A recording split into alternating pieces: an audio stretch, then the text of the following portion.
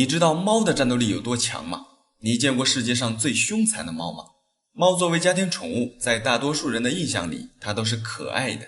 可是你知道吗？猫其实并没有被人类完全驯化，它与其他被人类驯化的动物不一样。比如说牛、羊、狗都是相对比较依赖人类的驯化动物，但是猫不一样。这个世界上除了我们常见的家猫，其实还有很多凶猛残暴的野猫，它们活动在地球上各种极端的环境里，战斗力非常强悍。今天黑兔找出了世界上最凶狠的10种猫，这些猫咪多数人一辈子可能都不能亲眼看到它们。大家好，我是黑兔，喜欢这类视频的领导，劳烦您帮忙点个赞支持一下，记得长按点赞3秒，给黑兔个霸气鼓励，谢谢。排名第10，缅因猫。缅因猫有着霸气侧漏的外表，非常帅气。这个家伙属于一种体型较大的猫，它的体长可达1米以上，体重更是高达20斤。这个家伙虽然看上去比较凶猛，但是它却是一个非常温柔的品种。很多人称它为温柔的巨人，之所以把它列为第10，是因为这个看上去非常凶狠的大家伙并不是野生状态，它们大多数都是被人类饲养，属于宠物猫，攻击性不强，对人类还是很友好的。这种大型猫咪的特点，除了长得比较帅，它还能够适应极端寒冷的气候。在多数猫咪的种类中，缅因猫的智商是比较高的，它们相比其他的猫要更容易训练。通俗点理解，就是这种猫能够清楚地知道人类想要让它做什么，非常的聪明。正宗纯种的缅因猫大部分都在美国的缅因州，除了这里，世界上其他地方很少可以见到纯种的缅因猫。好，排名第9，兔狲。很多人都将兔狲列为世界上最凶残的猫，不难看出，这个家伙从外表来看确实够凶残，给人一种时刻准备要发起攻击的感觉。兔狲的体型并不大，它与家猫的体型差不多，体长也就在60厘米左右，只不过配上一身又密又长的皮毛，才显得兔狲非常的粗壮。一身厚厚的皮毛使兔狲可以适应地球上很多极端寒冷贫瘠的环境。它们一般都活动在人烟稀少的沙漠、荒漠、草原，大多数都生活在高海拔地区，人类可以遇到它们的机会非常的小。它的体型虽然看上去不大，但是兔狲的性格却非常的凶猛。要知道，它是生活在高原荒漠地区的，在这种比较荒凉的环境下，动物们的食物是比较短缺的，因此能够在这种环境下生存下来的生物都是比较凶猛的，弱肉强食，如果自己不够凶残，那就要饿肚子，甚至成为别人的食物。兔狲作为这种环境下的产物，自然也是相当的凶悍。它的主要捕食对象就是鼠类、兔类跟一些爬行动物，有时也会找一只蛇玩一玩。对了，还有就是旱獭，也就是我们俗称的土拨鼠。土拨鼠最害怕的就是兔狲，因为土拨鼠的洞穴经常被兔狲霸占，有时候土拨鼠一回家就直接成为了兔狲的食物。好，排名第8，豹猫。这里黑兔先解释一下，黑兔说的这个豹猫并不是孟加拉豹猫，虽然两者外表看上去有些相似，但是孟加拉豹猫是宠物猫，我们今天要说的豹猫就是我们中国俗称的山猫、野猫，也有的地方叫狸猫。它的体型与家猫相似，可能个别的要稍微比家猫大一点，但是它的战斗力可不是普通的家猫可以比拟的。豹猫的头体长可达60厘米以上，体重7斤左右，主要分布于亚洲，它们的栖息地特别的广，从山地、树林、农村、野外都是它们的活动范围。豹猫虽然在体型上与家猫差不多，但是它的攻击力轻松的碾压家猫。这个家伙大多数情况下都是晚上出门捕猎，白天它们会躲藏在树洞、古洞甚至石缝里。如果运气好的话，在深山老林里，白天也是有可能遇到豹猫的。它们是肉食性动物，主要以各种小型猎物为食，主要就是老鼠、鸟类、兔子、鱼，还有蜥蜴跟蛇。有时候它们也会潜入到人类的活动范围，捕杀人类饲养的家禽。豹猫一旦进入到人类的活动范围后，人类养的家猫一般情况下是不敢出去招惹豹猫的。豹猫的咬合力跟野性都要甩家猫好几条街，更何况豹猫的犬齿较长，而且很发达，一口咬下去更深更致命，这些都是家猫不具备的。还有就是千万不要想着它体型不大，想尝试养一只这样的猫，很多地方都是禁止养这种猫的。它不但不易被驯化，而且性格还特别的凶猛，很容易伤人。好，排名第7，叟猫。它是原产于非洲的一种中型猫，外表看起来像是一个小型的猎豹。叟猫的体型中等，肩高60厘米以上，体重可达30斤以上，头体长也将近1米。这种体型修长的猫跳跃能力特别强，它轻松一跃就可以跳到2米多高，水平向前可以跳3.5米远，弹跳力非常的惊人。高超的跳跃能力让叟猫成为了一个合格的高效猎手。搜猫在捕杀猎物的时候会先慢慢的跟踪，找准机会后会猛扑向猎物，利用自己强劲有力的前爪对猎物进行打击，然后再用猫科动物惯用的锁喉技能死死地咬住猎物的脖子，直到猎物失去反抗能力，然后将其吃掉。特别是蛇，搜猫的猎杀手段也是非常的高超。在非洲，搜猫是为数不多的一种仅次于蜜獾的猎蛇高手。除了蛇，它有时也会猎杀比自己体型大的动物，例如羚羊。但是大多数情况下，它都是以一些青蛙、蜥蜴、野兔为食。好，排名第6，短尾猫。短尾猫并不单指尾巴较短的猫，短尾猫而是北美的一种山猫，千万不要小看这种小型猫科动物，它可不是性格温顺的家猫。这个家伙的四肢强劲有力，攻击力非常的强悍。短尾猫的体长最大可达 1.2 米，肩高将近60厘米，体重最高可达50斤以上。在野外，虽然它的体型并不算太大，但是这个家伙的捕猎手段非常的强悍，它甚至可以猎杀比它体型大4倍以上的动物，比如鹿跟叉角羚。不过一般情况下，它们不会选择这种大型猎物，主要还是以啮齿类动物为食，最多的就是兔子、松鼠，还有鸟类、鱼类，这些都是北美山猫的主要捕食对象。前提是这些小型猎物充足的情况下，如果进入冬季，小型猎物稀缺，短尾猫就会选择体型较大的猎物，它们会靠近人类的活动范围，猎杀猪、绵羊和山羊。据统计，美国在2004年有1万多头绵羊被短尾猫猎杀，有时它们甚至会攻击人类，特别的危险。好，排名第5，虎猫。单听名字就能感觉这个家伙不好惹。虎猫与豹猫特别的像，不过两者是不一样的。虎猫的体型要大于豹猫，并且虎猫主要分布在南美洲的热带雨林中，而豹猫则生活在花豹众多的亚洲。虎猫属于一种体型偏大的一种猫，体长可达1米，体重也超过了30斤。虎猫共有10个亚种，各个亚种之间的区别在于属地不同，皮毛颜色跟体型大小都有所差别。其中美洲豹猫也是虎猫的一种。虎猫活动在危机四伏的热带雨林中，与其他猫不同的是，虎猫具有较强的领地性，它的视觉十分灵敏，特别是夜晚，它的夜视能力非常的强。一只雄性虎猫的领地范围大约在40多公里左右，它们也是通过尿液来标记自己的领地。一旦有其他掠食者闯入到虎猫的领地范围内，虎猫就会主动发起攻击，攻击性非常的强，甚至可以用残忍来形容，因为它们在保卫自己领地的时候非常的坚定，一旦开打，甚至能到不死不休的地步。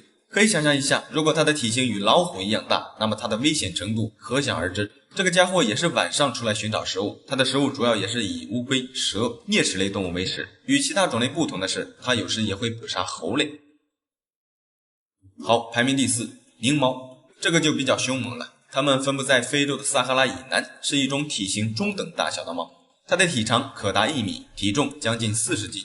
狞猫的体格非常的健壮，犬齿也很长。最出色的就是它的跳跃能力，你敢相信吗？这个家伙一跃而起可以达到惊人的4米，弹跳力极强。更过分的是，它竟然可以跳起来猎杀低空飞行中的鸟类，非常的强悍。除了这些，狞猫还可以长时间不喝水而持续存活，生命力特别的强。它的这些技能是多数猫科动物都不具备的。作为食肉动物，狞猫通常也是以一些啮齿类动物跟鸟类为食，不过它们依然可以猎杀比它体型大2到3倍的猎物。有时候羚羊、黑斑羚甚至鸵鸟都有可能成为狞猫的攻击目标。狞猫的速度和敏捷性非常的出色，只要猎物距离狞猫不超过5米，狞猫就可以迅速的对猎物一击致命。捕杀较大的猎物，比如羚羊，狞猫就会直接咬住羚羊的喉咙，直到猎物窒息；而像一些较小的猎物，狞猫就直接从脖子后面一口将猎物咬死。战斗力非常的强悍，在非洲，狞猫经常要与狐狸、狼、豹还有凶残的猎狗争夺猎物。其他的暂且不说，单单敢于跟猎狗周旋这一点，就已经彰显出狞猫出色的战斗力了。好，排名第3，金猫。金猫的种类有很多，比较出名的就是亚洲金猫。亚洲金猫极其的罕见，非常珍贵，它的头特别像小老虎。在中国古代，这种猫被称为彪，古人把它排列在虎豹之间。古人曾经用过龙虎彪豹排名。从古人对金猫的排列顺序，就不难看出这个家伙绝对算得上一个凶猛的中型猛兽，不然也不会把它跟虎豹联系在一起。金猫的体长可达 1.6 米，它们栖息在热带丛林中，它性情凶猛，攻击力极强。在中国广西，有些人将金猫称为黄虎。金猫的颜色有很多种，有金棕色、棕色、黑色，还有斑纹的。它们主要以啮齿类、鸟类、小型鹿类为食，有时它们甚至可以猎杀水牛。从金猫的食谱中不难看出，这个家伙的攻击力可谓相当强悍，它们可以轻易的猎杀比自己体型大得多的猎物。如果在野外碰到一只成年的金猫，对人类来说是非常危险的。排名第2，猞猁。它是狼的噩梦。猞猁的体型像猫，却远大于猫。它的体长1米以上，肩高70厘米，体重可达50斤以上。猞猁生性狡猾且凶猛，它们天生就是狼的克星。猞猁经常会去攻击狼的幼崽，它的目的就是为自己的孩子消灭未来的敌人。同样，狼也会去猎杀猞猁的幼崽。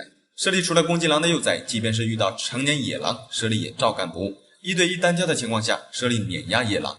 即便是遇到一群狼，大多数情况下狼也拿猞猁没办法。最主要的原因就是狼不会爬树，而猞猁作为猫科动物，可以轻松地爬到树上，躲避狼群的攻击。猞猁在灵活性与敏捷度上都要完胜狼。虽然狼的体型比猞猁大，看上去要比猞猁更凶猛，但是奈何人家猞猁天生就是猫科动物，从小就是个练武奇才，武功高强。不过也并不是所有的狼都打不过猞猁，换成北美灰狼的话就不一定了。如果体型对等的情况下，狼是没有任何机会战胜猞猁的。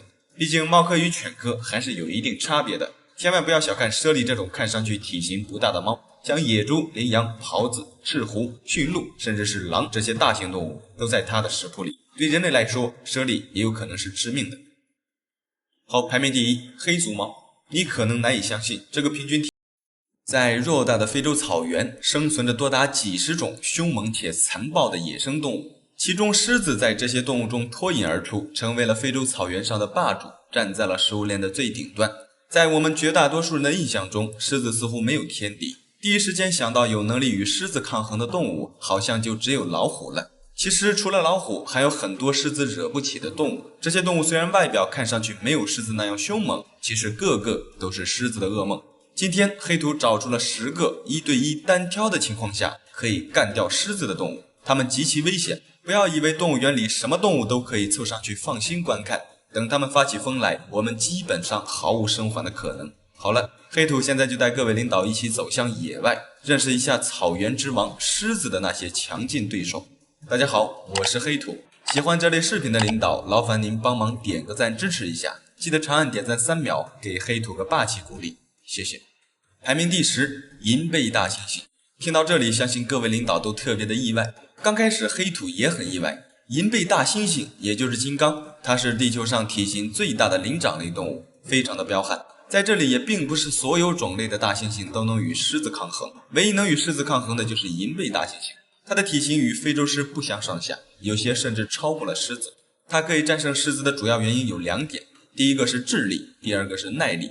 先抛开这2点不谈，银背大猩猩的攻击力也是非常强悍的。它们强壮的臂力可以举起 1.5 吨以上的重物，一拳挥出去的力量也超过了1吨，只要功夫到位，有可能一拳就把狮子打晕。反观狮子有强大的咬合力和利爪，并且在敏捷度上都碾压大猩猩。这样比起来，其实单是敏捷度这一项，大猩猩就已经输给狮子了。但是我们都忽略了一点，就是狮子的耐力。作为体型巨大的猫科动物，狮子的反应速度与攻击力毋庸置疑是非常强悍的，但是它的耐力对比大猩猩来看就没有那么好了。狮子作为草原的霸主，我们大多数人只看到了它的优点，却忽略了它的缺点。狮子唯一的缺点就是它的耐力，它巨大的体型导致它的力量消耗特别的快。狮子攻击对方的时候必须要快准狠，短时间内解决战斗，而大猩猩就不一样了。它们不但拥有极大的力量，最重要的就是它们的智力与耐力都碾压狮子。第一回合只要不被狮子锁喉，大猩猩就有机会与狮子打持久战。等到狮子精疲力尽的时候，大猩猩就可以挥动它那力量极大的手臂，击碎狮子的肋骨或者头部。其实大多数情况下，狮子都碾压大猩猩，毕竟一个是肉食动物，一个是杂食动物。狮子天生就是猎手，而大猩猩几乎没有夜视能力，这也是它们致命的缺点。在夜晚，大猩猩的战斗力大幅下降，以至于比大猩猩体型小很多的花豹都可以将它们猎杀。黑土把大猩猩列为第10，是因为1对1单挑的情况下，它也是有可能干得过狮子的，并不是绝对能碾压狮子。还望各位领导不要误解了，真正能秒杀狮子的都在前5名。排名第9，豪猪。它是世界上唯一一种能杀死雄狮的猪。豪猪的体型不大，体长一般在70厘米左右。虽然在体型上被狮子碾压，但是它们靠着那一身的尖刺，躲过了无数次大型的掠食者的攻击。确切点说，应该是击败了很多大型掠食者，这其中就有狮子。而且被豪猪杀死的大部分还都是雄狮。当狮子去攻击豪猪时，豪猪会将身上的尖刺竖起来，并且发出刷刷的响声来提醒对手。如果狮子直接冲上去就咬，就会被豪猪一身的尖刺扎伤。这些长长的尖刺一旦扎到狮子的喉咙或者呼吸道，狮子就会有生命危险。狮子不像大猩猩跟猴子那样灵活，浑身被扎满刺之后，凭狮子的一己之力是无法将身上的刺拔除的。如果这些刺一直留在狮子的身上，在非洲炎热的环境下，伤口很快就会感染，最后导致死亡。虽然狮子有足够的能力将豪猪猎杀，但是它们也需要付出极大的代价。一般情况下，不到万不得已，狮子不会去冒险捕杀豪猪。至于为什么豪猪杀死雄狮的数量比雌狮多，是因为母狮子一般都跟随狮群一起活动，很少单独出门。如果被豪猪扎伤，身边的狮群会帮它把刺拔掉。而雄狮有很多单独行动的，一旦被豪猪刺伤，由于没有同伴的帮助，这些刺就会留在体内。如果长时间不拔出来，等到伤口感染，雄狮就会有生命危险。好，排名第8，鳄鱼。非洲的尼罗鳄与狮子的打斗场景非常多，多数都是狮子去河边喝水，偶遇鳄鱼，他们俩切磋武功的机会非常的多。尼罗鳄是非洲最大的鳄鱼，同样它也是非洲最大的爬行动物。它与狮子一样，可以猎杀羚羊、斑马、水牛这种大型动物。尼罗鳄的体长可达5米，比狮子还要大。它的咬合力仅次于湾鳄，一口咬下去可高达2吨。尼罗鳄的体型与咬合力都在狮子之上，所以狮子一般情况下不会去主动招惹它，能避免则避免。除非万不得已，狮子需要到尼罗鳄的地界喝水的时候，狮子才会冒险与尼罗鳄接触。在狮子与尼罗鳄的打斗中，狮子的主要目的是挑衅，因为这是猫科动物的本性，它们不会以猎杀鳄鱼为主要目的。因为狮子知道这个大家伙不好惹，在河边，狮子一旦被鳄鱼咬住拖下水，生还的几率几乎很小。虽然狮子的咬合力与战斗力并不差，但是鳄鱼巨大的体型与结实的皮肤成为了阻挡狮子猎杀鳄鱼的最大障碍。即便是狮子成功咬住了鳄鱼，以狮子的体型与力量远远不能将鳄鱼制服。反观尼罗鳄却可以将狮子拖下水淹死。狮子一旦下水，面对的就不止一头鳄鱼了。多数情况下，狮子是干不过成年的尼罗鳄的。排名第7，棕熊。由于栖息地的不同，虽然棕熊与狮子碰面的机会并不大，但是咱们这次主要说的是陆地上能打过狮子的动物。当然，北极熊也是陆地上的动物，但是这次咱就不拿北极熊来跟狮子做对比了。毕竟北极熊的战斗力，相信各位领导应该都了解，它是陆地上最大的食肉动物。这次主要说的是内陆的棕熊。棕熊里最大的一个亚种就是生活在科迪亚克岛的科迪亚克棕熊，它的体重可达1500斤以上，站起来的身高将近2.5米，它的体型比狮子要更占优势。棕熊的脾气非常不好，特别的易怒，打起仗来横冲直撞，非常的野蛮。它们还拥有非常厚实的皮肤跟锋利的爪子。狮子虽然是天生的猎手，但是如果真的跟大棕熊进行1对1的单挑，狮子的胜算可能会非常的渺茫。面对体型巨大的棕熊，狮子只能靠它的牙齿去攻击对方，而棕熊不但拥有体型优势，它的灵活度与力量都不次于狮子。棕熊虽然看起来比较笨重，但是真正的野生棕熊是非常灵活的。我们看到的只不过是动物园里吃了睡，睡了吃的圈养熊而已。排名第6，老虎。说起老虎与狮子，黑土会特别的紧张，因为这两个王者之间的对决一直在争论不休。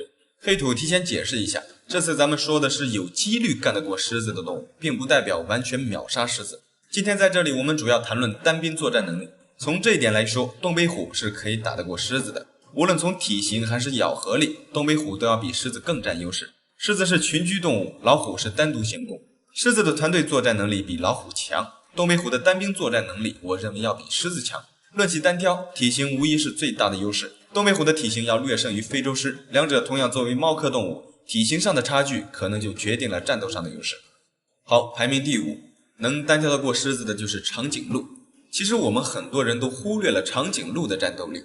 狮子一般情况下其实是不敢去招惹成年长颈鹿的，虽然狮子有时候也能捕杀长颈鹿，不过大多数情况下都是捕食长颈鹿的幼崽。真正成年的长颈鹿，狮子一般情况下很少去招惹，因为这会给狮子带来杀身之祸。黑土一点都没有夸张，单挑的情况下，长颈鹿只要发挥好攻击优势，有可能一招就把狮子秒杀。长颈鹿的攻击武器主要是它的腿跟头。成年长颈鹿的身高可达6米，体重可达 1.3 吨，巨大的体型赋予了它腿部极大的力量，它一脚踢出去的力量将近1吨。狮子在长颈鹿的面前非常的不占优势，长颈鹿巨大的体型可以轻松的踢到狮子的身上，再加上它那威力巨大的踢力，可以一脚就踢断狮子的肋骨。将近1吨的力量，如果踢到狮子的头上，狮子有可能会当场毙命。除了极大的腿部力量，长颈鹿的头也具有很大的杀伤力。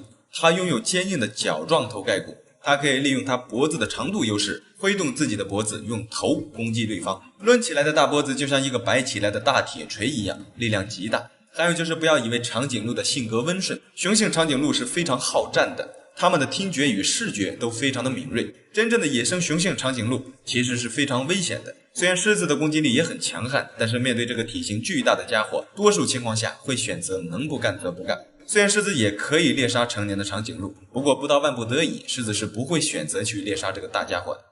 排名第4，水牛。我们经常会看到狮子猎杀水牛的画面，而水牛干掉狮子的画面几乎很少看到。其实1对1单挑的情况下，一头狮子是干不过一头水牛的。非洲水牛非常的健壮，它的肩高可以达到1.7米，体长能达到3米以上，体重更是将近1吨。野生非洲水牛的体型是非常大的。还有一个特别意外的事实，在非洲草原上，除了人类之外，水牛几乎是没有天敌的。虽然有时候狮子会捕杀它们，通常情况下需要好几头狮子才能猎杀一头成年水牛。如果是一只狮子，根本没有机会与水牛抗衡。水牛头上的角可以直接将狮子顶起来，甚至穿透狮子的身体。而且这家伙还是群居动物，奔走在非洲草原之上，就像是一群威力巨大的陆地坦克。狮子一旦被水牛顶起，如果身处水牛群中，则会直接被水牛踩死。一般情况下，狮子只会攻击幼年的小型水牛，真正的成年水牛，狮子一般是不敢贸然袭击的。排名第3，河马。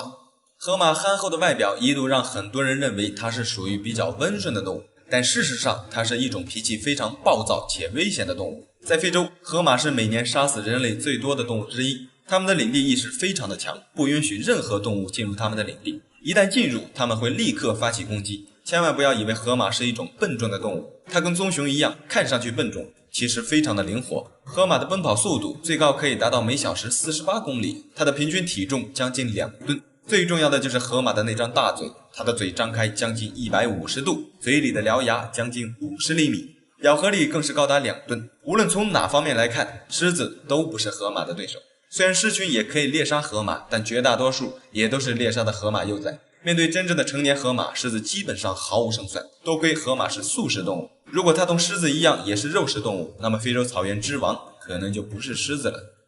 排名第2，犀牛。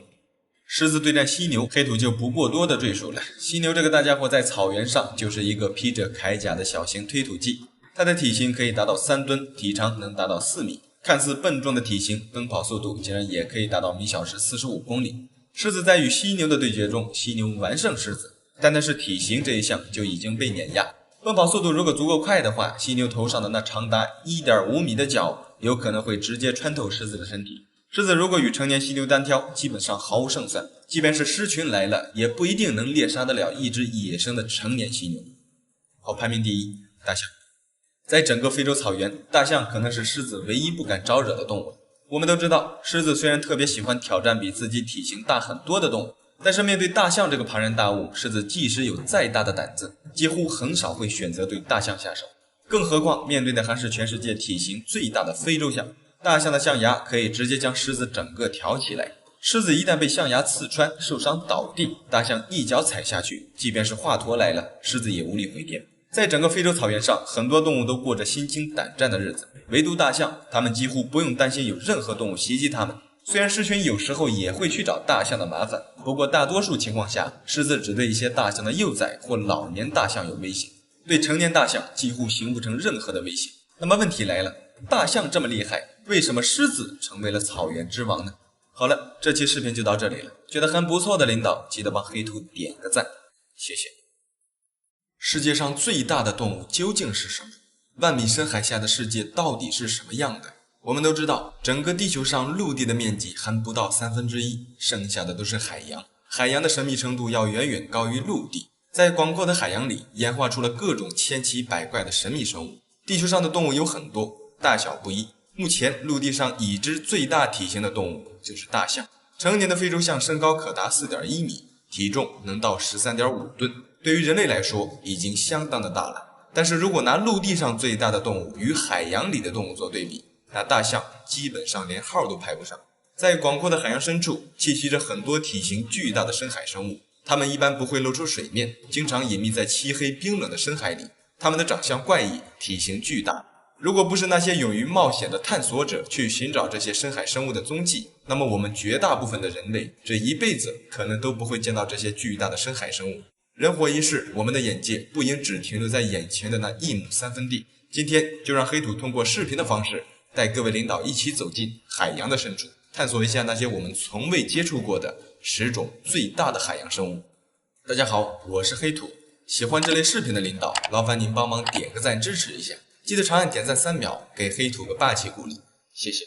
第一个要说的就是位列第10名的双吻浅口蝠鲼。一眼看上去它并没有什么特别，就是我们俗称的魔鬼鱼，但其实它跟普通的魔鬼鱼是不同的。外形虽然看上去差不多，但是这种双吻浅口蝠鲼的体型要比魔鬼鱼大得多。它两边形似翅膀的东西展开最高可达9米，体重最重可达3吨，特别的大。它们一般栖息在海下100多米深的地方，巨大的体型为它们抵挡了绝大部分的肉食者袭击。在海洋里，除了大型的鲨鱼，一般很少有动物可以袭击它们。除了以上那些，这种蝠鲼的大脑还是所有动物中最大的大脑之一，比鲸鲨的大脑还要大上5到10倍。有研究表明，这种大型蝠鲼可能同人类一样拥有自我意识。好，排名第9，海洋翻车鱼。这种鱼的体型最大可达 5.5 米，体重可达3吨往上。这个大家伙看上去好像是只有一个头，没有尾巴。它的游泳速度相比其他大型鱼类略显尴尬，虽然移动速度不快，但是它的潜水技术还是可以的。它们可以下潜到海下800米左右。我们都知道，下潜的深度越深，承受的压力也就越大。每增加水深10米，就会增加一个大气压。这个大家伙能潜入800米深，高低还是有点能耐的。不过它们一般大部分时间都在水下200米深的地方游走。翻车鱼的身上还会分泌出一种物质，它分泌出来的东西可以帮助治疗其他鱼类的伤病。巨大的体型虽然能抵御大部分的掠食者，但是它却拿一些小型的寄生虫没有办法。翻车鱼的皮肤表层长满了各种各样的寄生虫，种类多达50多种，这会让它非常的不爽。当它们感觉皮肤不舒服的时候，就会浮出海面，让一些鸟类落到自己的身上，帮它吃掉这些寄生虫。动物们的生存法则其实也并非都是你死我活。好，排名第8，巨型黄带鱼。这个鱼就比较恐怖了。在很多地方的传说中，这种黄带鱼的出现会给当地带来地震或者海啸，它被认为是灾难的象征。很多航海人也特别的忌讳这种鱼的出现，它一度被人们称为恶魔的使者。在中国的台湾省，这种鱼则直接被称为地震鱼。具体是什么原因导致它会带来灾难，至今仍是个未解之谜。2014年，墨西哥的科尔蒂斯海滩浅水区就曾出现了2条长达15米的黄带鱼，这把附近的游客吓得不轻。它的体型更像是一条巨大的海蛇。黄带鱼是世界上体型最长的硬骨鱼，一般的体长都在3到5米左右，体重约在500斤以上。它们生活在海洋深处，可下潜至1000多米的深海处。这种鱼性情凶猛，并且还会残杀同类。它们的面目狰狞恐怖，游走在深海处，一眼看上去就像是一条巨大的海蛇。而人类对这种形似蛇身的动物天生就有一种恐惧感，更何况它的体型还是那么的巨大，这也难免会让人对它产生畏惧的心理。由于它们生活在比较深的水域，通常情况下人类遇到它们的几率会很小，一旦浮出水面，从没见过它们的人第一次看到它，难免会感到害怕。好，第7名，北太平洋巨型章鱼。它是目前人类已知的体型最大的章鱼，生活在太平洋海域。它的最大标本周长记录为9米，重达272公斤。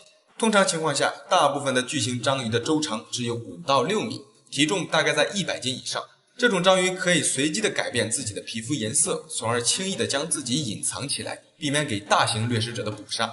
这种章鱼的优势并不是它的体型，据研究显示，它们拥有长期的记忆，并且还有让人难以置信的学习能力和观察力。它们可以自己学会开罐头，还能顺利的通过科学家为它们准备的迷宫。这种巨型章鱼可能是所有章鱼中最凶猛的一类了。难以相信，这种软体动物竟然可以猎杀鲨鱼。动物学家曾在这种巨型章鱼的排泄物中发现了白斑角鲨的尸体。由此可见，这个大家伙具有攻击性。如果在海水里遇到它，被它的吸盘紧紧地包裹住我们的上半身，好家伙，想想都怕。第6名，大王酸角牛。它可能是世界上体型最大的无脊椎动物。这个大家伙的身长可达14米以上，比一辆大型的公交车还要长。它们生活在4000米深的南极大陆海域，身处漆黑冰冷的海水中。与大王乌贼不同的是，大王酸角牛的触手上长满了大约5厘米长的倒钩，用来攻击或者防御其他掠食者。而大王乌贼的触手上长的都是吸盘，两者虽然体型差不多大，相比之下，大王酸浆油的倒钩触手更加强悍，攻击力飙升。在西方的很多传说中，大型海怪袭击人类的故事有很多，其中最让人印象深刻的，可能就是被这种大型触手将渔船卷入海底的画面。在这种大王酸浆鱿与大王乌贼还没有被人类发现之前，很多人认为那些类似于海怪的传说故事都是胡编乱造的。直到这种大型鱿鱼的出现，人们才开始选择相信古籍里写的那些可怕的海怪故事有可能是真实存在的。好，第5个，老鲨，它的体型仅次于鲸鲨。老鲨的体长最大可达15米，比一辆半挂车还要大。它最大的特点就是头大、嘴巴大，外形看上去非常的巨大且霸气。让人意外的是，这个大家伙的性格与它的霸气外表一点都不搭边。老鲨的性格特别的温和，它们主要是吃一些浮游生物和一些小型鱼类。它的嘴巴就像一个大型的筛子，捕食猎物的时候张开那一张大嘴，使劲的往里灌水，再利用旁边的鱼鳃把水过滤出去，一次就能捕获一大口密密麻麻的食物。由于老鲨的性情温和，不具有攻击性，从而遭到了人类大量的捕杀。老鲨巨大的体型可以提取出大量的鱼肉和鱼油，它们的皮也被做成皮革供人类使用。据统计，自1950年至1993年以来，老鲨的数量下降了80%。直到现在，科学家们也没有观察到老鲨的数量增长。虽然老鲨早在90年代就已经被世界上很多国家列为濒危保护物种，但是至今为止，它们的数量仍没有回升。最主要的原因就是它们的商业价值过于昂贵，在人类的贪念面前，它们显得非常的无助。伤害它们的是人类，提出保护它们的也是人类，黑脸白脸都让人给唱完了。第4个，鲸鲨，它是所有鲨鱼种类中个头最大的，同样也是鱼类中最大的。鲸鲨的体长可达20米，它们的寿命更是高达100年。鲸鲨的性格同老鲨一样，都是属于比较温和的一类。它捕食猎物的方式与老鲨大同小异，都是滤食性动物。它的皮肤厚度可达10厘米，特别的坚硬，有一种橡胶的质感。坚硬的皮肤为它抵挡了为数不多的掠食者的攻击。不过，即便是没有这么坚硬的皮肤，在大海里能猎杀鲸鲨的掠食者，除了人类，几乎也没几个。它巨大的体型让很多凶猛的掠食者都望而生畏。排名第3，抹香鲸。抹香鲸的体长超过20米，体重超过70吨。它是地球上体型最大的齿鲸。抹香鲸从刚出生就重达1吨，体长约4米，从小就是个大块头。它拥有动物界最大的大脑，它们分布于全世界所有不结冰的海域。难以想象这个大家伙居然是群居动物。每年一到产卵的季节，上百头抹香鲸就会在大洋里集合游走。它们具有极好的潜水能力。抹香鲸呼吸一次，一头扎进海里可以长达2小时不用浮出水面换气，并且它们的下潜深度也超过了2000米。拥有这么大的体型，它的主要食物自然也不容小视。抹香鲸的主食就是大王乌贼，也就是咱们上面排名第6的大王酸浆鱿。大王乌贼与大王酸浆鱿其实是不一样的，不过它们俩的体型都差不多大。在抹香鲸的眼里，这种大型的猎物能帮助它更快地填饱肚子。虽然抹香鲸的体型优势在海里已经占据上风了，但是仍有一种比它体型小的动物是抹香鲸的噩梦，那就是虎鲸。虎鲸这个家伙体型最大可达9米以上，它的大脑非常的发达，性情还特别的凶猛。一些小型的抹香鲸如果在海面上遇到虎鲸，一般情况下会选择掉头就走，并且速度极快。虽然有时候抹香鲸也会选择反击，但是绝大多数情况下，他们会选择避开虎鲸这个高智商且残暴的猎手。抹香鲸的肠道还会向外分泌出一种非常昂贵的材料，名叫龙涎香的东西。